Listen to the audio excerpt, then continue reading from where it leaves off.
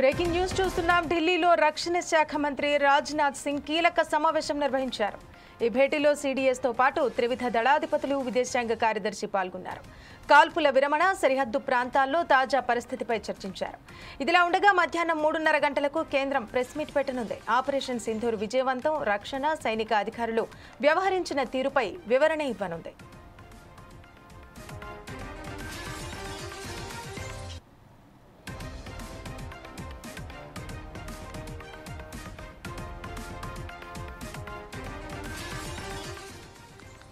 ఢిల్లీలో రక్షణ శాఖ మంత్రి రాజ్నాథ్ సింగ్ కీలక సమావేశం నిర్వహించారు.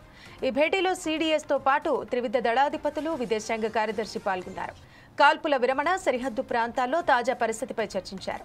ఇదిలా ఉండగా మధ్యాహ్నం 3:30 గంటలకు కేంద్రం ప్రెస్ మీట్ పెట్టనుంది. ఆపరేషన్ సింధూర్ విజయవంతం, రక్షణ, సైనిక అధికారులు వ్యవహరించిన తీరుపై వివరణ ఇవ్వనుంది.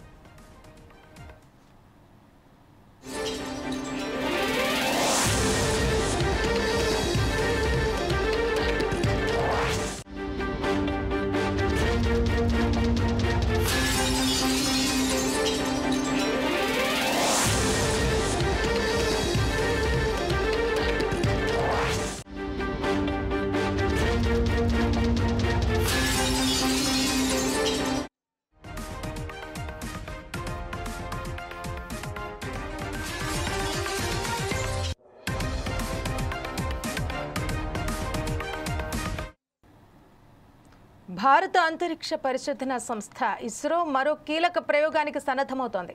తిరుపతి జిల్లా సుళ్లూరుపేటలోని సతీష్ ధావన్ అంతరిక్ష కేంద్రం షార్ వేదికగా ఈ నెల 18న పిఎస్ఎల్వి C61 ప్రయోగాన్ని నిర్వహించేందుకు సిద్ధమవుతోంది. ఉదయం 6:59 పిఎస్ఎల్వి C61 వాహక నౌకను ప్రయోగించనుంది. షార్లోని మొదటి ప్రయోగ వేదిక నుంచి జరగనున్న ఈ ప్రయోగం ద్వారా అత్యాధునిక సాంకేతిక పరిజ్ఞానంతో రూపుదిద్దుకున్న భూ పరిశీలన ఉపగ్రహం RISAT-1Bని నిర్దేశిత కక్షలో ప్రవేశపెట్టనున్నారు. ఇందుకు సంబంధించిన ఏర్పాట్లను శాస్త్రవేత్తలు చురుగ్గా పూర్తి చేస్తున్నారు. ఇక ఈ RISAT-1B ఉపగ్రహంలో అమర్చిన C-బ్యాండ్ సింథటిక్ అపర్చర్ రాడర్ దీని ప్రధాన ప్రత్యేకత. ఈ రాడర్ సాయంతో పగలు లేదా రాత్రి అనే తేడా లేకుండా ఎలాంటి వాతావరణ పరిస్థితుల్లోనైనా భూ ఉపరితలాన్ని అధిక రిజల్యూషన్ కలిగిన చిత్రాలను తీయగలదు. ప్రస్తుతం భారత్, పాకిస్తాన్ మధ్య నెలకొన్న ఉద్రిక్త పరిస్థితుల నేపథ్యంలో ఈ ఉపగ్రహం అందించే సమాచారం భారత సైనిక దళాలకు అత్యంత వ్యూహాత్మకంగా ఉపయోగపడనుంది.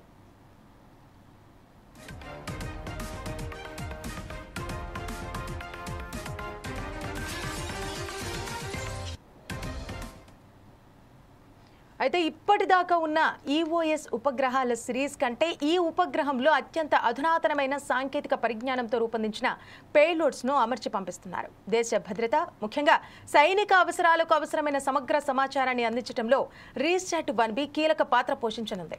ఉగ్రవాదుల స్థావరాలు, ఉగ్ర కార్యకలాపాలను పసిగట్టడంతో పాటు సరిహద్దు ప్రాంతాలలో శత్రు సైన్యాల కదలికలను నిశితంగా పరిశీలించి హై రిజల్యూషన్తో కూడిన ఛాయాచిత్రాలను అందించగలదు. ఇక ఈ ఉపగ్రహం ద్వారా టెస్ట్ వెహికల్ D2 మిషన్ను రోదశలోకి పంపిస్తున్నారు. అబార్ట్ దృశ్యాలను అనుకరించడానికి గగన్యాన్ క్రూ ఎస్కేప్ సిస్టమ్ను ప్రదర్శించడానికి దీన్ని రూపొందించారు. ముఖ్యంగా ఈ ఉపగ్రహం పాకిస్తాన్, చైనాలతో భారతదేశం కలిగి ఉన్న సున్నితమైన సరిహద్దుల్లో నిఘాను పెంచడంలో కీలక పాత్ర పోషిస్తుంది. రాత్రి వేళల్లో, మంచు సమయాల్లోనూ భూ ఉపరితల చిత్రాలను స్పష్టంగా ఈ ఉపగ్రహం ఛాయాచిత్రాలను తీయగలదు.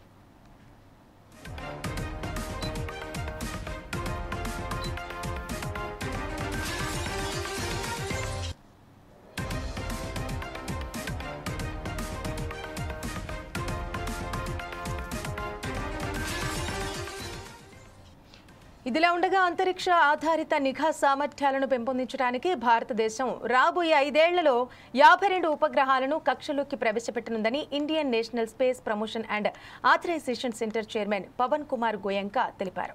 ఇందులో ప్రైవేటు రంగం నుంచి బలమైన భాగస్వామ్యం ఉంటుందని ఆయన అన్నారు.